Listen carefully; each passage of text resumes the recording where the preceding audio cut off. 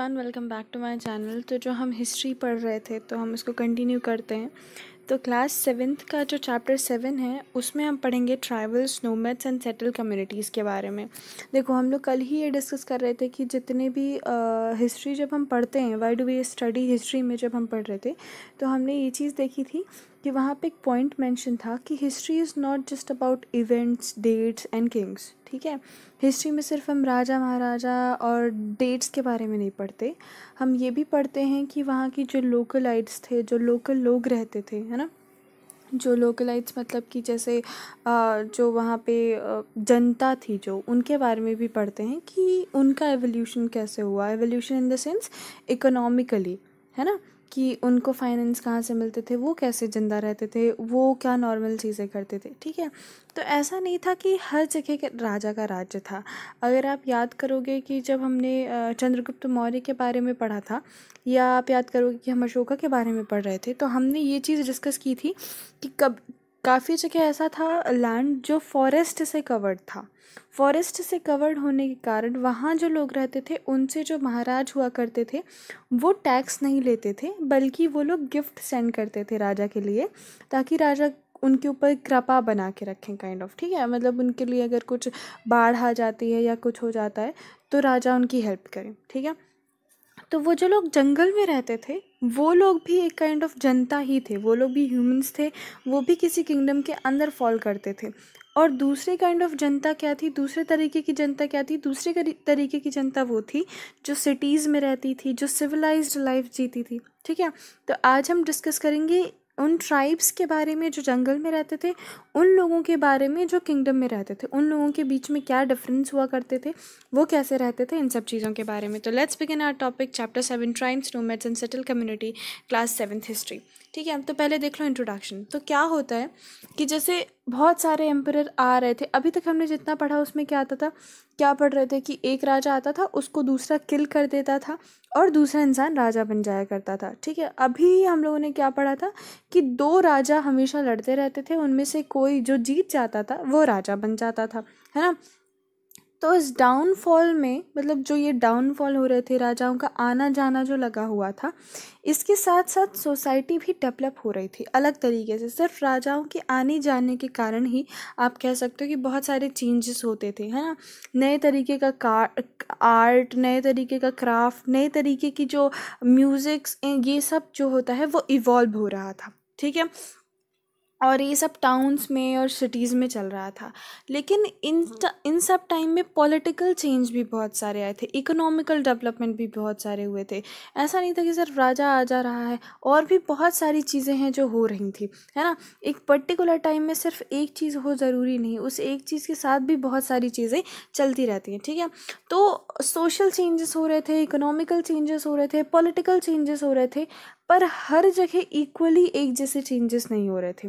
जैसे सिटी में किसी और तरीके के चेंजेस हो रहे थे। सिटी में वर्ण सिस्टम आ गया था, जो मेन किंगडम्स थी जहाँ सिविलाइज्ड लोग रहते थे, सो कॉल्ड सिविलाइज्ड लोग रहते थे, वो वर्ण में डिवाइडेड हो गए थे। वर्ण कौन कौन से थे, जैसे ब्राह्मण हो गया, क्षत्रिय हो गया, ऐसे वर्ण में डिवाइडेड थे।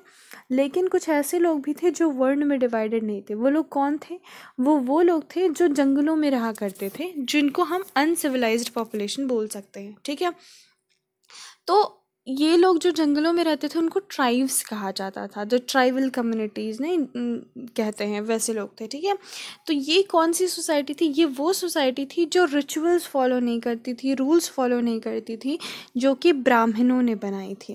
हम लोगों ने पिछले क्लास में पढ़ा था, जब हम हिस्ट्री कंटिन्यू कर रहे थे, तो हमने ये चीज़ रीड की थी कि ब्राह्मण का जो इन्फ्लुएंस है वो बहुत बढ़ता जा रहा था।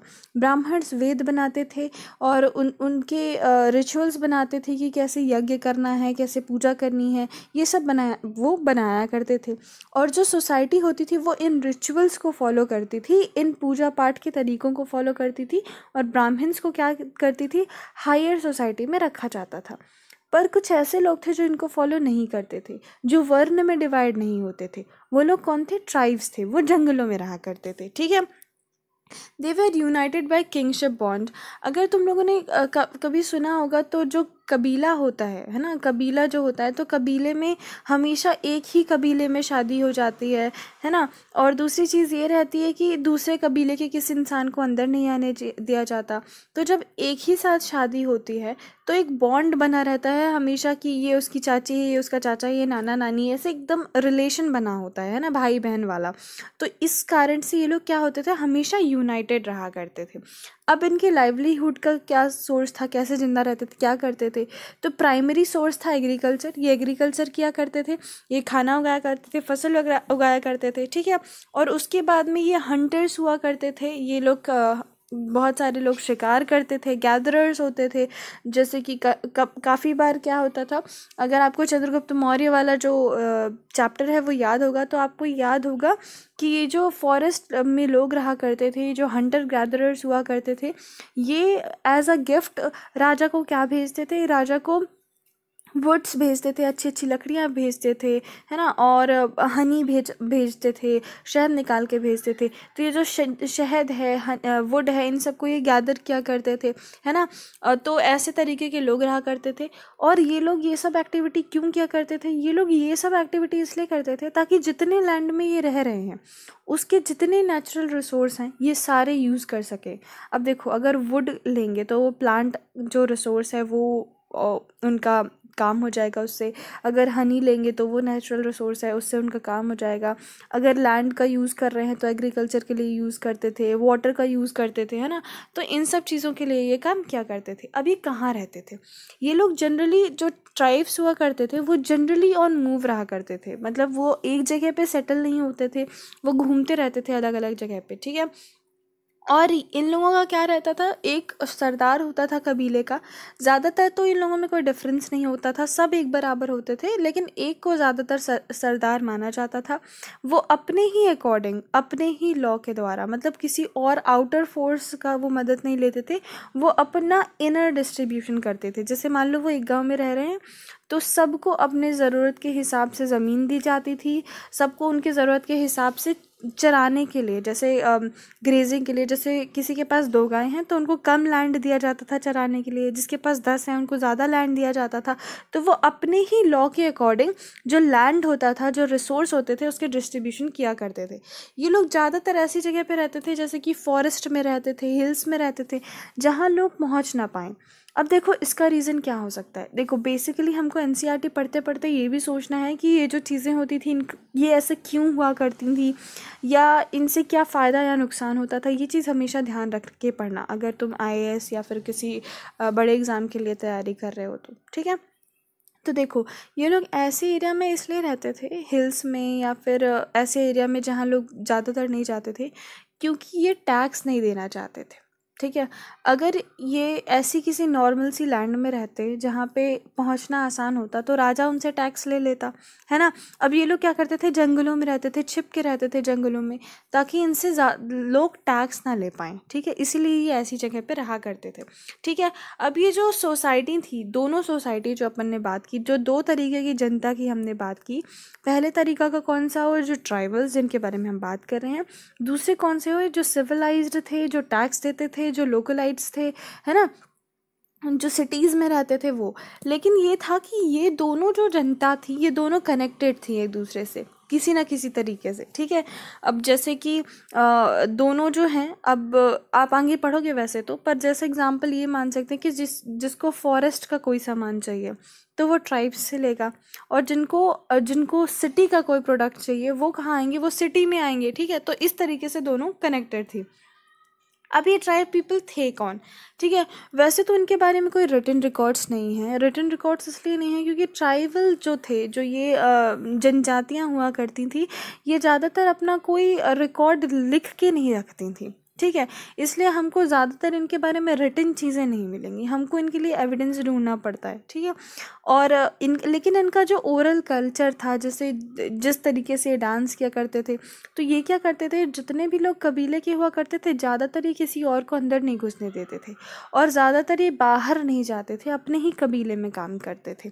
तो इससे क्या होता था, इससे इन्फॉर्मेशन ट्रांसफ़र नहीं होती थी, ठीक है।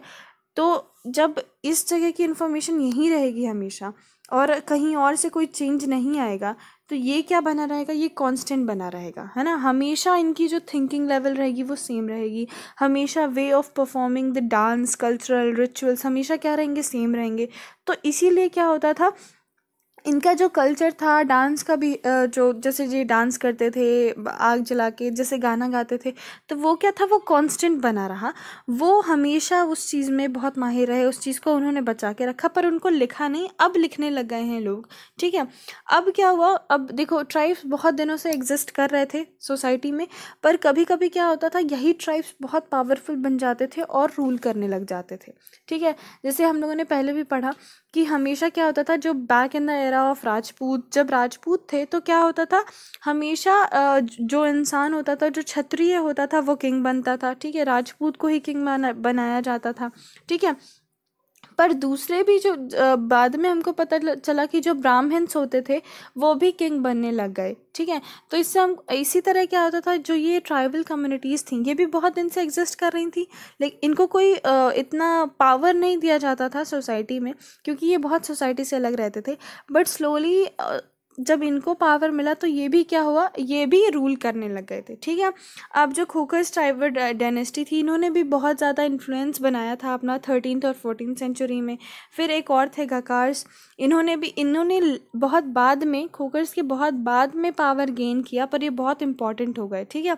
इनका एक जो चीफ था कमाल खान गखर, ये बहुत मासबदार बन गया था। मसनदार मतलब क्या होता था, जो अकबर होता था वो रैंक दिया करता था हर इंसान को, ठीक है, जैसे उनकी पोस्ट के अकॉर्डिंग। जैसे अभी कोई इंसान है जो पढ़ा रहा है तो उसको हम टीचर की पोस्ट में रखेंगे, जो कोई बैंक में काम कर रहा है ना, उसको हम दूसरी पोस्ट में रखेंगे, ठीक है, मैनेजर की पोस्ट में रख सकते हैं। ऐसे ही क्या होता था, जो अकबर है वो लोगों को पोस्ट रैंक दिया करता था, तो उनको मासबदार की जो है रैंक मिली थी। इससे क्या समझ में आता है कि ये लोग जो थे ये धीरे धीरे पावर गेन कर रहे थे।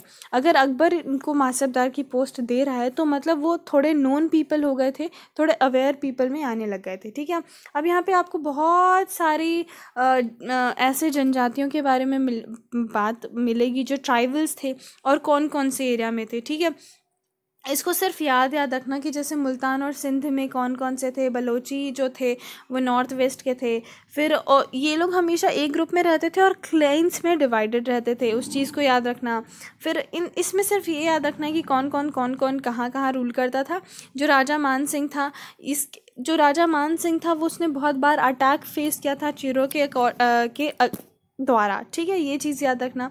अब क्या होता था, जब भी कभी कैसे कन्फ्लिक्ट होता था, जैसे अकबर जो है उसका उन्होंने कन्फ्लिक्ट फेस किया था, है ना, ट्राइबल्स के अकॉर्डिंग के अगेंस्ट। तो क्या होता था, जब भी ऐसा कोई युद्ध होता था और ट्राइबल्स हार जाते थे तो उन पे बहुत सारी ड्यूटी लगाई जाती थी, उनका बहुत सारा पैसा वैसा ले जाते थे राजा लोग, ठीक है।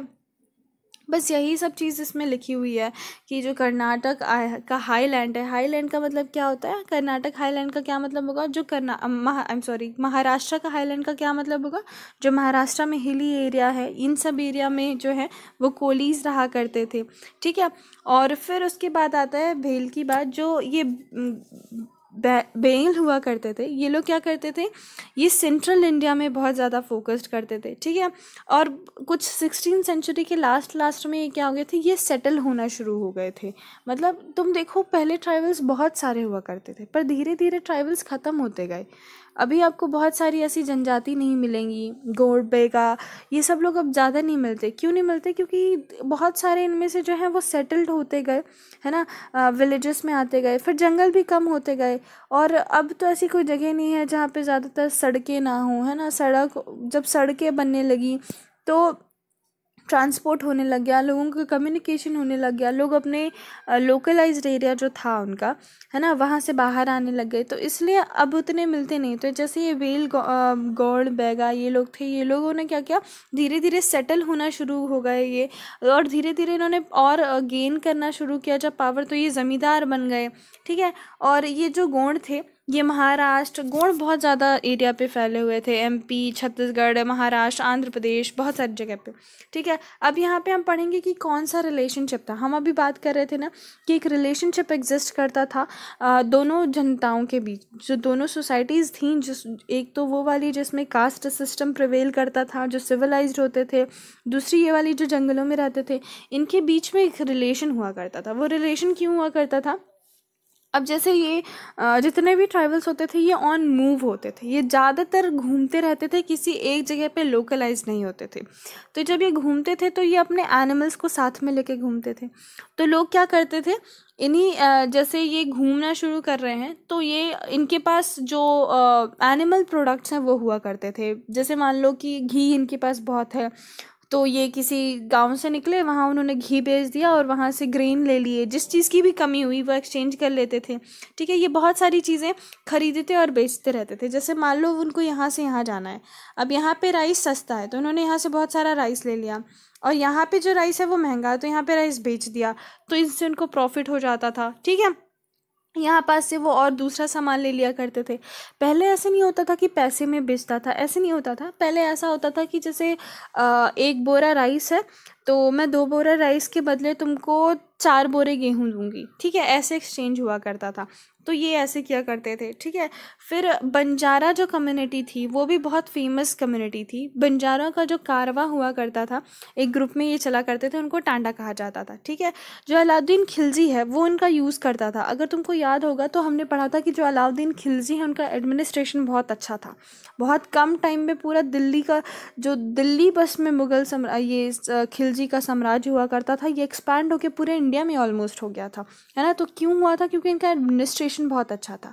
तो ये क्या करते थे, ये इन बंजारों की मदद लेते थे ताकि जो इनका ग्रेन है वो सिटी मार्केट तक ले जाया जाए। अब ये तो जाते ही रहते थे, तो इनको कुछ सामान दे देते थे, पैसा दे देते थे, बोलते थे जाओ इसको जाके सिटी मार्केट में रखाओ। ये सब काम क्या करते थे। ठीक है, जहांगीर जो है, जहांगीरनामा याद होगा आपको। तो जो जहांगीर है उसने जो लिखा था अपनी जहांगीरनामा में, उसमें उसने मेमोरीज शेयर की थी कि मुझको याद है कि जो बंजारे होते थे वो ऐसे करते थे। अब बंजारों के बारे में ये एक नोट जैसे लिखी हुई है, मतलब एनसीईआरटी में, उसमें मेंशन है कि जो बंजारे होते थे वो कैसे मूव करते थे, कितनी फैमिलीज होती थी, ये सब चीज़ें इसमें लिखी हुई हैं। खुद देखते रहना है, इसमें ढूंढना है तुमको। ठीक है, एक्चुअली इन सब चीज़ों का मतलब क्या होता है, ये जो नोट्स आपको प्रोवाइड की जाती हैं, जो आपको एनसीईआरटी में गिवन होती हैं, इनसे क्या होता है, आपको जैसे हमने बता दिया कि एक ग्रुप ऑफ लोग होते थे, उनको टांडा कहा जाता था। जब आप रीड करते तो आपको समझ में आता है कि कैसा रहता होगा। पूरी रैली जाती होगी जिसमें ऑलमोस्ट 14,000 ऑक्स हैं। ठीक है, फैमिली है तो मेल्स भी हैं, फीमेल भी है, बच्चे भी हैं, है ना। और वो सब लोग अपना सामान बेचते जाते थे, 6-7 मील चलते थे वो। ठीक है, और वो एक्सचेंज करते रहते थे। और इनको कभी कभी मर्चेंट हायर करता था, जैसे कोई इंसान है उसको अपना सामान कहीं और भेजना है तो वो कभी कभी उनको पैसे देता था। कभी कभी वो खुद मर्चेंट जैसे एक्ट करते थे, खुद सामान का लेन देन करते थे। इन सब चीज़ों के बारे में लिखा हुआ है। ठीक है, फिर ये बहुत सारी ऐसी चीज़ें भी बेचते थे, जैसे रस्सी बना ली। ठीक है, और बहुत सारे जो प्लांट प्रोडक्ट होता है ना, एक घास होती है बहुत लंबी सी, दूब, जैसे दूब कहते हैं शायद उसको, ऐसी होती है, उससे रस्सी बना के बेचते थे। ठीक है, और ऐसा बस नहीं है कि सिर्फ बेचने का काम करते थे, उनमें भी रैंक्स हुआ करती थी। जैसे अपने में कास्ट सिस्टम होता था, उनमें भी कुछ डिवीज़न होता था। वो डिवीज़न ये होता था कि कुछ लोग सिर्फ बेचते थे और कुछ लोग इंटरटेनमेंट किया करते थे। मतलब वैसे पहले का बहुत आप लोगों ने सुना होगा कि पहले बहुत सारे लोग होते थे तो जो नाचने आते थे, है ना, तो वो नाचने का काम करते थे, या कठपुतली दिखाते होंगे, है ना, ऐसा इंटरटेनमेंट का काम किया करते थे। अब changing society, new caste system, धीरे धीरे क्या हुआ कि जैसे जैसे काम बढ़ने लग गया। अब जैसे मान लो एक कंपनी होती है ना, वो छोटी सी कंपनी है तो उसमें थोड़े ही बहुत कम ऐसी पोस्ट निकलेंगी, पर जैसे जैसे वो कंपनी बढ़ती जाएगी वैसे वैसे क्या होगा, पोस्ट बढ़ती जाएंगी। ठीक है, तो लोगों की नीड होती जाएगी। ऐसे ही क्या हुआ, जब लोगों का सिविलाइजेशन होने लग गया तो लोगों को और लोग चाहिए पड़ गए। पहले क्या था, पहले सिर्फ ऐसे लोग चाहिए थे कि जो सामान बेचें, है ना। कुछ लोग ऐसे चाहिए थे जो घर में काम कर सकें किसी और के, कुछ लोग ऐसे चाहिए थे जो पढ़ा सकें, कुछ लोग ऐसे चाहिए थे जो उनको सेव कर सकें, उनको प्रोटेक्ट कर सकें, उनकी किंगडम को बचा सकें, ठीक है। तो इस आधार पर डिवीज़न हुए थे लोगों के। पर धीरे धीरे लोगों ने ये रिकॉग्नाइज़ किया कि अब हमको और लोगों की ज़रूरत है, हमको ऐसे लोगों की ज़रूरत है जो घर बना सकें, हमको ऐसे लोगों की ज़रूरत है जो प्रोटेक्शन के लिए हम लोगों को औजार दे सकें, जैसे कोई तलवार बना सके, कोई अलग अलग तरीके की चीज़ें बना के दे सके, है ना। तो इसलिए क्या हुआ, डिविजन्स और बढ़ते गए। याद रखना जो कास्ट सिस्टम है उसका बेसिक जो है वो ये नहीं है कि कास्ट सिस्टम इसलिए नहीं बनाया गया था कि तुम नीचे कास्ट के हो, तुम ऊपर कास्ट के हो। कास्ट सिस्टम इस्टेब्लिश हुआ था काम के आधार पर कि अच्छा तुम दूसरों के यहाँ काम करते हो, तुम किसी और कास्ट में चले जाओ। अच्छा तुम पढ़ाते हो तो तुम ब्राह्मण बन जाओ। अच्छा तुम प्रोटेक्ट कर रहे हो, तुम्हारी मसल पावर बहुत अच्छी है, तो तुम क्षत्रिय बन जाओ। इस आधार पर कास्ट सिस्टम बना था, ठीक है। तो इस आधार पर अब जब कास्ट सिस्टम कम पड़ने लग गए, जब और ज़्यादा हमको ज़रूरत पड़ने लग गई लोगों की और ज़्यादा प्रोफेशंस की ज़रूरत पड़ने लग गई, तो उन कास्ट में और डिवीज़न कर दिया गया, ठीक है। और उन कास्ट के अंदर जातियां बना दी गई, ठीक है। ऐसा नहीं था कि सिर्फ क्षत्रिय में जाति बनाई गई, ब्राह्मण क्षत्रिय जितने भी थे सब में जो है वो डिविजन्स किए गए। अब यहाँ पे एक और नोट मिलती है आपको, इसमें आपको पता चलेगा कि एक्चुअली जातियाँ क्या होती थी।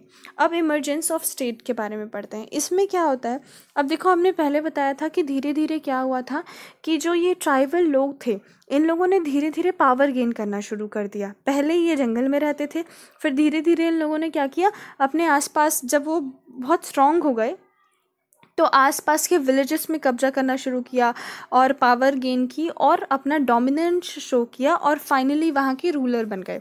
तो ऐसे दो तरीके की जनजातियों के बारे में हम बात करेंगे, दो तरीके के ट्राइबल्स के बारे में। पहले जो है वो गोंड है, दूसरे एहुम्स हैं, ठीक है। तो ये दोनों टाइप्स के थे। जो गोंड्स हुआ करते थे ये पहले वास्ट फॉरेस्ट में रहा करते थे। गोंडवाना जगह है एक, वहाँ रहा करते थे। अभी भी आपने बहुत जगह ट्रेन का भी नाम आपने सुना होगा, गोंडवाना एक्सप्रेस, ठीक है। तो ये गोंडवाना एक जगह थी, वहाँ रहा करते थे, ठीक है। ये शिफ्टिंग कल्टीवेशन जो है वो प्रैक्टिस किया करते थे। शिफ्टिंग कल्टीवेशन में क्या होता था कि जैसे यहाँ पे जंगल लगा हुआ है, ठीक है, बहुत ज़्यादा ये जंगल जंगल जंगल, ठीक है, ये पेड़ है, तो यहाँ पे उन्होंने पेड़ काटा और एग्रीकल्चर प्रैक्टिस किया, ठीक है। अब यहाँ एग्रीकल्चर करने के बाद ये क्या करेंगे, इसको बर्न कर देंगे, एग्रीकल्चर का काम ख़त्म।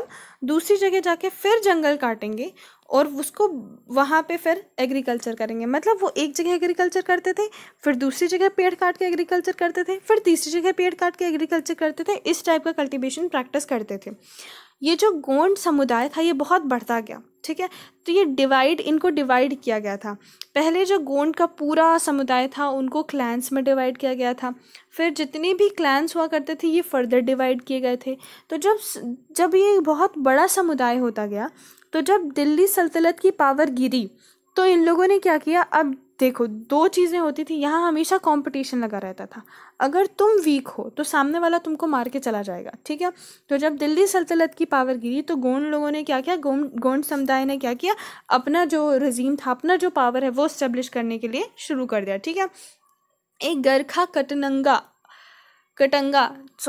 इस टाइप का एक जगह था, ठीक है। वहाँ पे वो इस अकबरनामा में बात की जाती है इसकी, ठीक है। इसका जो एडमिनिस्ट्रेशन सिस्टम था वो सेंट्रलाइज्ड था। अब देखो सेंट्रलाइज्ड का क्या मतलब होता है कि जैसे एक राजा होता है तो सारा पावर इस राजा को दिया गया था। डिस्ट्रीब्यूटेड होता तो क्या होता, एक राजा होता वो दूसरों को पावर देता, ठीक है। ये डिसेंट्रलाइजेशन ऑफ पावर होता है। और अगर हर जगह का पावर राजा को दिया जाए तो ये सेंट्रलाइजेशन ऑफ पावर होता है। अकबरनामा में जिस जगह का मेंशन है वहाँ पे सेंट्रलाइजेशन ऑफ पावर था, ठीक है। ये जो किंगडम्स थे ये बहुत सारे गढ़ में डिवाइडेड थे, ठीक है। आप देखो छत्तीसगढ़ है ना, तो इसमें भी गढ़ आता है ना, ऐसे ही जो वहाँ पे प्लेस था वो गढ़ में डिवाइडेड था। हर एक गढ़ 84 में डिवाइडेड था। 84 क्या होता था, 84 ग्रुप ऑफ विलेजेस हुआ करते थे, ठीक है। और वो 84 जो हुआ करते थे वो भरहुत में डिवाइडेड था। भरहुत का क्या मतलब होता है कि 12 जो गांव होते हैं उनका ग्रुप, ठीक है। तो ऐसे जो है वो डिवीज़न हुआ करता था, ऐसे ध्यान रखा जाता था, ठीक है। अब जब ये स्टेबलाइजेशन ऑफ पावर हुआ, जब इनके पास पावर आ गया, ये डोमिनेंस शो करने लग गए, तो अब ये मूव नहीं कर सकते थे। अब जैसे यहाँ पे राज्य है इनका, तो राज्य छोड़ के पैदल पैदल यहाँ क्यों जाएंगे, नो ऑप्शन, ठीक है। तो वो यहीं रहते थे। तो जब वो यहीं रहते थे तो धीरे धीरे वो सेंट्रलाइज, जब लोकलाइज हो गए तो धीरे धीरे क्या होने लगा, सिविलाइजेशन होने लग गया, ठीक है। और ये राजा बहुत इन्फ्लुएंशियल बन गए। तो जब सिविलाइजेशन होने लग गया तो फिर ब्राह्मणों का इन्फ्लुएंस फिर यहाँ बढ़ना शुरू कर दिया। अब ब्राह्मण जो थे वो चाहते थे कि उनको अब राजपूत कहा जाए। अब वो नहीं चाहते थे कि उनको जनजाति कहा जाए, ट्राइबल्स कहा जाए, वो चाहते थे अब हमको राजपूत कहा जाए। अब अगर वो चाहते थे कि उनको राजपूत कहा जाए तो उनको राजपूत के जो रूल्स थे वो फॉलो करने थे। तो वो क्या करते थे, ब्राह्मण्स को जगह देने लग गए, टेम्पल्स को जगह देने लग गए, ठीक है। एक राजा था जिसका नाम था अमन दास, ठीक है। तो उसने अपना नाम चेंज करा के शाह कर दिया, ताकि वो थोड़ा सा राजपूत जैसा लगने लगे। फिर उसने अपने बेटे का नाम, जो उसका बेटा था दलपत, उसकी जो शादी करी वो करी दुर्गावती से। दुर्गावती जो चंडेल राजपूत हुआ करते थे उनकी बेटी थी। तो ये क्या कर रहे थे, ये राजपूत बनने की कोशिश कर रहे थे। इसलिए उन्होंने ब्राह्मण्स की बात मानी, क्योंकि ब्राह्मण्स जो थे उनका पावर था, ठीक है।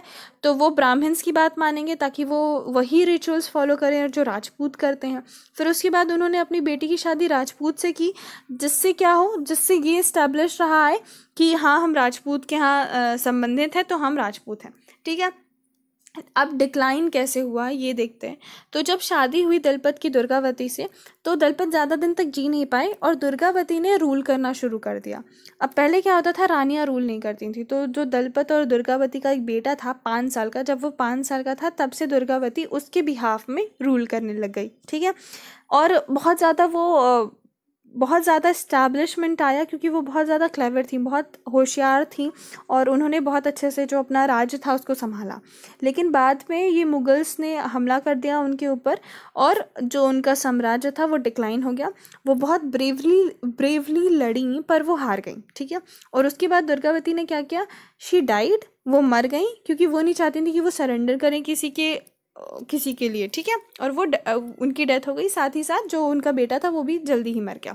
उसके बाद इकोनॉमिक ग्रोथ कैसे हुई, इकोनॉमिक ग्रोथ में क्या करते थे ये लोग, ये बहुत रिच स्टेट था। ये रिच स्टेट क्यों था, अब देखो, ये थे ट्राइबल्स, तो ये जंगल में रहना जानते थे, तो ये उनके जो जानवर थे उनको हैंडल करना जानते थे। तो इन्होंने क्या किया, ये जो वाइल्ड एलिफेंट्स होते थे उनको पकड़ के लाया करते थे। पहले के टाइम पे अगर किसी के पास एलिफेंट हो आर्मी में तो बहुत ज़्यादा उसको बहुत बड़ा राजा माना जाता था, क्योंकि स्टार्टिंग में एलिफेंट्स नहीं लेते थे लोग आर्मी में, पहले हॉर्स लेते थे। पर एलिफेंट बिगर क्रिएचर है, ठीक है। अगर वो नाराज़ हो जाए या उसको आर्मी में ले लो तो वैसे भी लोग डर जाते थे, ठीक है। तो आई थिंक चंद्रगुप्त मौर्य की पहली आर्मी थी जिसने एलिफेंट्स यूज़ किए थे। जब मेगस्थस इंडिया आए थे तो उन्होंने अपने अकाउंट में लिखा था कि जो उनकी आर्मी है उनमें एलिफेंट्स भी हैं, जो शो करता था कि चंद्रगुप्त बहुत ताकतवर इंसान है, ठीक है। तो ये चीज़ याद रखना। तो ये क्या करते थे, ये वाइल्ड एलिफेंट को पकड़ते थे और उसके बाद उनको दूसरे जो किंगडम्स उनको खरीद सकती थी उनको बेचा करते थे, जिनके कारण इनके पास पैसा आया करता था, ठीक है। और फिर इन्होंने तो जब ये ऐसे इकोनॉमिक ग्रोथ था तो बहुत रिच था। अब जब मुग़लों ने हमला किया तो ये जितना भी उनकी रिचनेस थी वो सब मुग़ल ले गए, और जो किंगडम का राज्य था वो किसको दे दिया गया, वो दे दिया गया चंद्रशाह को। चंद्रशाह कौन थे, अंकल मतलब चाचा किसके, ये जो वीर नारायण थे। वीर नारायण कौन था, दलपत और दुर्गावती का बेटा। मतलब तुम समझ रहे हो, ये जो चाचा है ये मुगल के साथ मिल गया और इसने अपने मतलब अपने भतीजे और अपनी भाभी को मरवा दिया, और जो राज्य था वो किसको मिल गया, इसको मिल गया। ये पहले बहुत होता था हमेशा।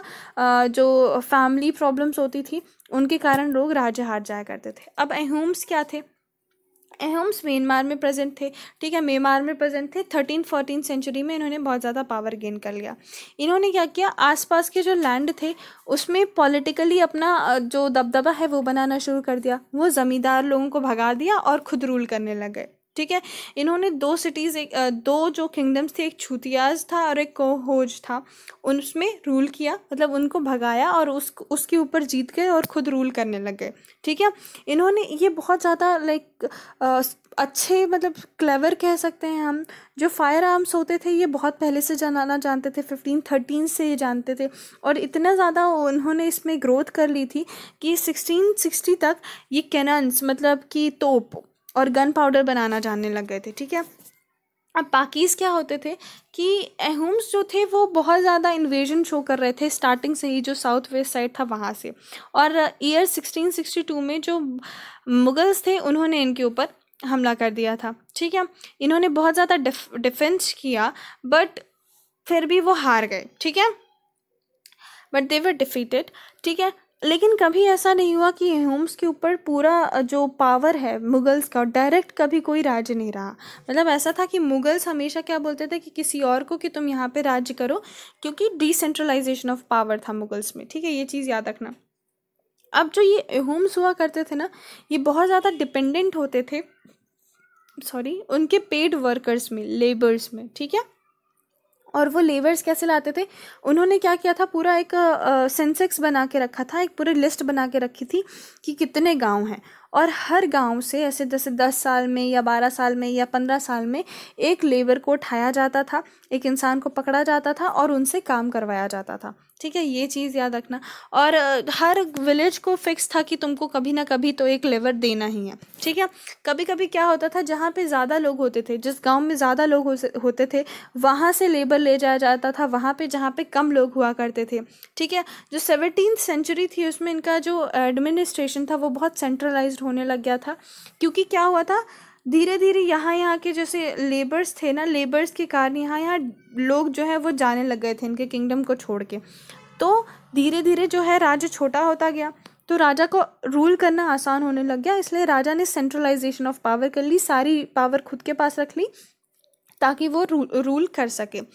और एक चीज़ और थी जो है होम्स में, वो इम्पोर्टेंट क्या थी कि जितने भी मैन हुआ करते थे, एडल्ट मैन, बच्चे नहीं, जितने भी मेल्स हुआ करते थे, उनको क्या बोला, उनको हमेशा जब भी वॉर होता था तो सबको वॉर में जाना पड़ता था, ठीक है, सब वॉर में जाते थे। और जब वॉर नहीं होता था तो वो ऐसे काम करते थे, प्रोडक्टिव काम करते थे, जैसे कि डैम बनाना या इरिगेशन सिस्टम अच्छे से बनाना, अदर पब्लिक काम जो होते थे वो करते रहते थे। मतलब इनकी जो आर्मी होती थी वो डुअल पर्पस आर्मी थी, पहली वॉर के लिए लड़ना, प्रोटेक्शन करना, और दूसरी जो पब्लिक वर्क है उसमें करना। तो इसमें डेवलपमेंट बहुत ज़्यादा अच्छा हो रहा था, ठीक है।